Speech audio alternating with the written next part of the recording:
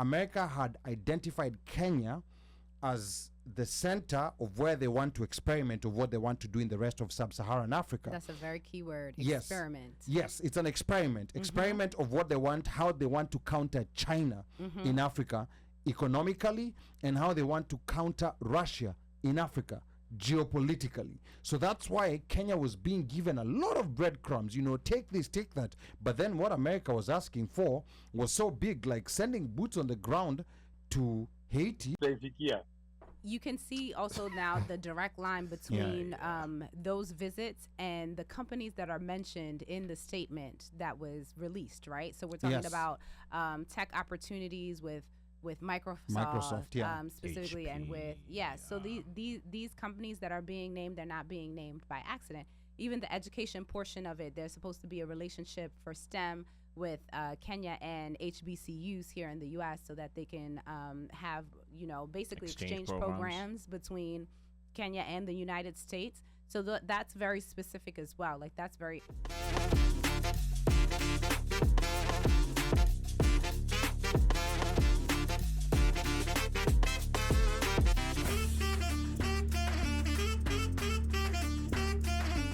The interesting thing is that since all this started, the American ambassador to Kenya, Meg Whitman, she's been missing in action, completely missing in action. She's not been seen. Even the statements being issued by the American embassy do not have her signature on it, which is very telling. She's convalescing. Yeah.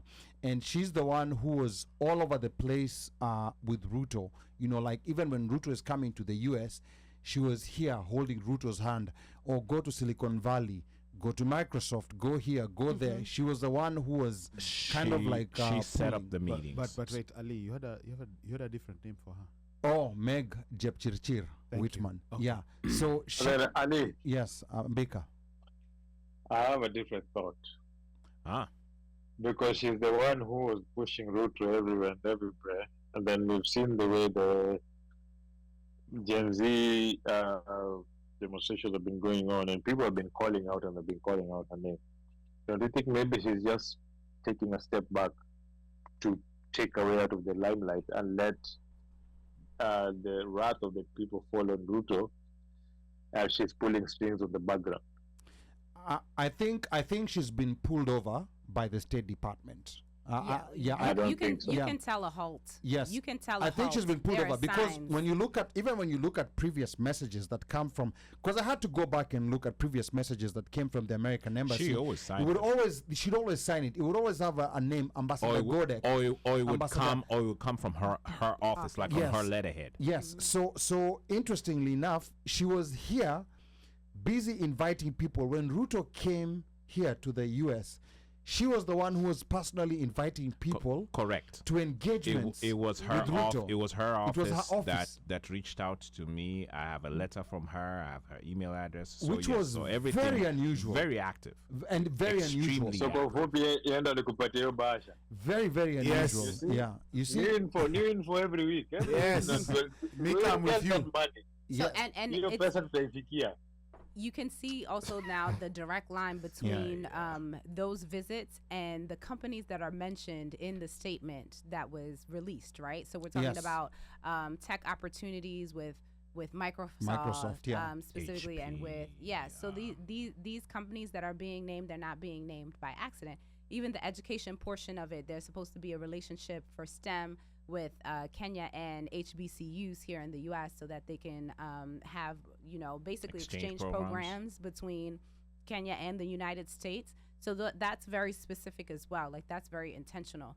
And so those are things. And then, the money that is lined out for all of those projects, is also very intentional. So this was probably her baby. Like this was probably the film industry. I could tell you that for sure. There's a program that was supposed to be happening in the film industry where there's groundwork being laid to kind of build world-class studio and all of that, facilitate, open Kenya up more for being the go-to location to shoot movies if you need an African background, as opposed to going to, say, Botswana Or South Africa. or SA is on the expensive side, but people still go there, right? Or was it Zimbabwe? I think so. Yeah, something. So instead of going to, Botswana to do some of those, or Zimbabwe, or going to the southern part of Africa, Kenya is more in tune with what America would like because of just the environment. It has all of those things, but it doesn't have the robust industry that is needed. And Nigeria is just like out of the question. It's just not one of those things that they look at as in terms of, I'm going to Africa to shoot in Nollywood. Right, and now that Biden has is not seeking re-election, there is no guarantee that Kamala Harris presidency means that she's still going to be in that post, because that's one of the things that gets reshuffled, or even honor. So you're talking about like Meg Whitman. So when it comes to the diplomats that are in different countries where they're sent, those are handpicked. And we've experienced it on the other end too, right? When we get a new president, the ambassador here changes. Yeah. We recently got surprised when we lost our friend, that was presidential appointees keep going. So that thing is a very natural part of politics, right? And they understand that their role is completely tied to the political climate back home and to the favoritism that they may not have garnered with those who are making the decision. So there's a possibility that we may never see Meg Whitman again in Kenya. It is a possibility. It is at the pleasure of the president. Correct. Okay. She serves at the pleasure of the president. I was listening to a former special envoy to Haiti from the U.S. His name is Dan Foote. And I don't know whether he was being sensational, but he said he walked out of the process because the idea he was claiming, and I'm going to use the word alleged. This is what he said in some podcast I was listening to. He said that the plan, to Haiti, it was actually using Kenya. It was Meg Whitman's idea. He said it was Meg Whitman's idea, and him being a special envoy, he was asking, how does this make sense? Where does Kenya come in? So when the idea was pushed, that's when he decided, okay, no, I'm gonna walk out of this process. I'm no longer gonna be part of this, because he said it wasn't making any sense. Why are we sending Kenya? What ties does Kenya have to Haiti? There's no common language. There's they're on the other side of Africa. There's no ancestral ties. There's nothing. Even if it's looking for a country to go there in place of America, it did make sense to pick Kenya. So I think these are some of the problematic parts. And we also remember that Meg Whitman, while the election was still being disputed in 2022, she had just been appointed brand new ambassador, no diplomatic experience, no experience in geopolitics, and she came out and said that this was the most free and fair election ever. And she just randomly came and said that. But now later on, seeing all these other things happening is when now people are coming to understand she may have been sent there as a business mercenary.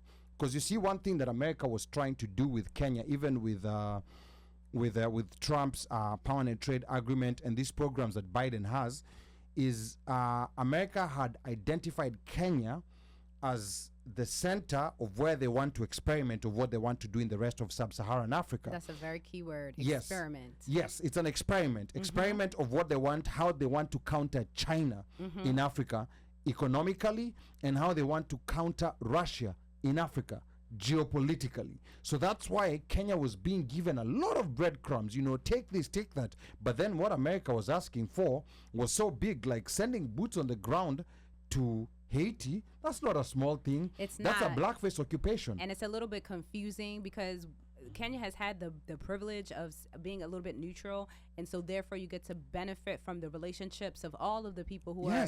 And the thing that is lost on me is you're in a strategic position when you are neutral like that, because you can say, okay, we're gonna have China come in and help us with this, and then we can, and then if Russia is doing this, we can do that with them, and then also the U.S. Russia less so now, but in general, that neutrality benefits Kenya. Yes. So the moment you pick a side, you lose your opportunities.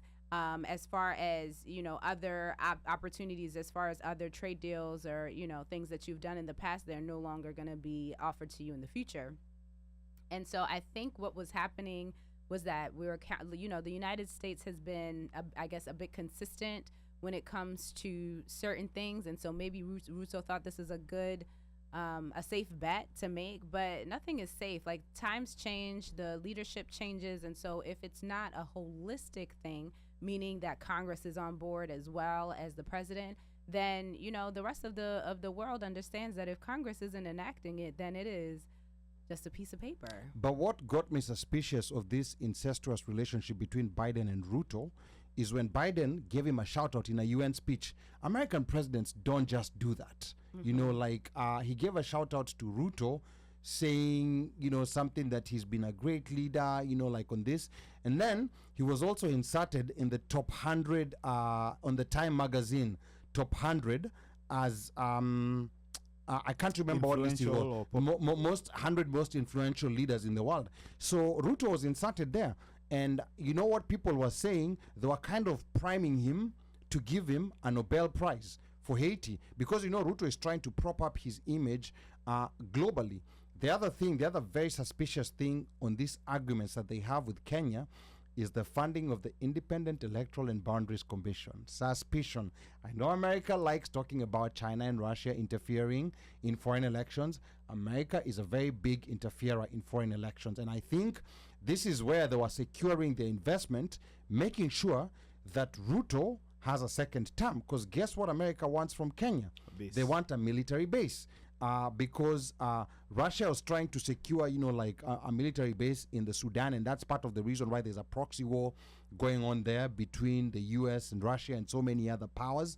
And they were trying to exert their own geopolitical influence on that side of Africa to counter Russia. So there was a lot of problems. And then another thing I think is that I think America, one of the intelligence agencies, they must have a portfolio on this guy, on Ruto, because this guy lined up so fast. He was all about Pan-African, wearing, some ugly, poorly tailored counter suits.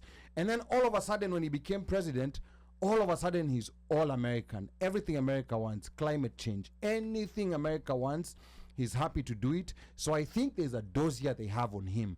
And they're telling him, you see this dossier over here. Remember, his case at ICC was suspended. It wasn't completely taken away. So I think they told him, dude, look, we're going to help you win a second term. You got to cut this, and this for us. Which is where sometimes, and now I'm moving towards the conspiracy realm. And this might be out of maybe watching, a lot of CIA movies and stuff. Sensational. This guy might be, we don't know. And again, this is alleging. This guy might be an asset of an intelligence agency here in the US, and we don't know. Because the way he was lining up, it did not make sense at all. It wasn't making any sense. Now with this Are you saying that because it has not naturally been him to kind of line that way?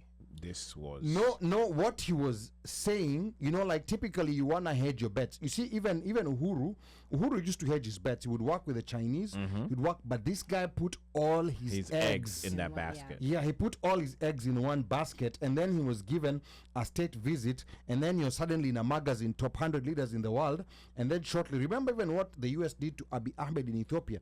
They gave him a Nobel Prize. Right now, Ethiopia is at war, it fell apart, there's some parts that want to separate themselves.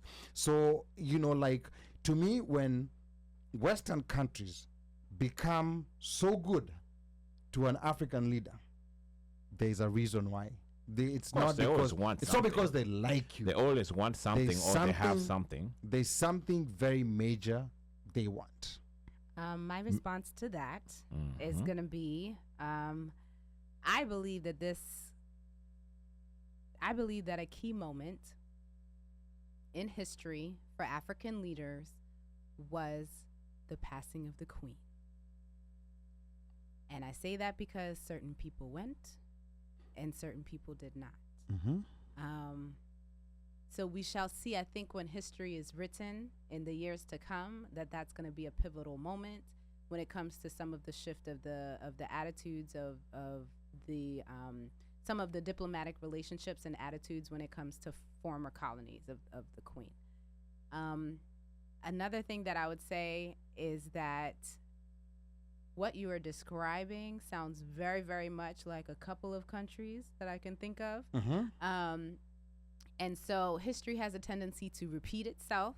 Correct. And it always sounds crazy before the book comes out. Before the book comes out. Before the things, release. And I'm a big, I like books. And so I go in and I have a collection of some things that might be very boring to many people, but to me it is riveting when it comes to some of these things that you are alluding to happening, because they do happen behind the scenes and we don't get to know about it until certain files become accessible to the public. Become declassified. A good example is former Liberian president. He was a full-blown Uncle Samuel Doe. CIA. Not Samuel Doe. Charles Taylor. Charles Taylor. Oh no, Charles Taylor was in like Flint. He was a trained full everything. CIA asset. He was a prisoner in Massachusetts, and they crafted an identity for him as a guerrilla fighter and made him a president. And then when they were done with him, they dumped him and they left him for the ICC. And I don't know whether he's still in prison or whether he's still alive. Yeah. So he was a CIA. This is declassified documents. I know Kenyan Jui here was wondering why I'm going to conspiracy. He was saying conspiracy is the realm of Omosh. But these things, they are conspiracies. They are conspiracies until that's Kenyan Jui. Do you understand? That's Kenyan Jui. That's Kenyan Jui. That's not me. Open the lines, please. Yeah. Let Again, Annette. the number to call is 202-683-4570. Press *5 to speak now.